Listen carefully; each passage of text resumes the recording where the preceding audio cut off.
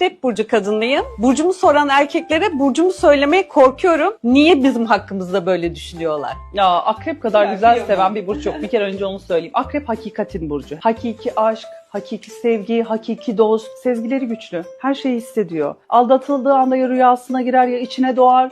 Erkekler de tabii şimdi işlerine gelmiyor olabilir bu kadar hisli bir kadınla birlikte olmak ve akrep kadınları çekici oluyorlar. Yani inanılmaz. O altın oran dediğiniz kurallara uysun uyumasın. En böyle hani vasat zannettiğiniz akrebin bile çekim gücü çok yüksektir. Aurası çok Aurası yüksek. çok güçlü. Oo. Akrebin kontrolcülüğü biraz bırakması lazım. Unutunca unutmuyor, gidince gitmiyor, bitince bitmiyor. Akrebin en büyük problemi bu. Bir sabah kalkıp da aman dün bir ilişkim vardı, bugün hayatıma bakarım diyemediği için karşı tarafın da onun gibi etkili, güçlü, duygulu kalmasını istediği için erkekler bu yüzden rahatsız oluyor olabilirler. Burcunu söylememek yerine bence olduğu gibi kendini ifade etsin. Onunla olabilecek cesarette, o kuvvette kendine güvenen birisi ise zaten öyle bir kaçış Peki, yaşamayacak.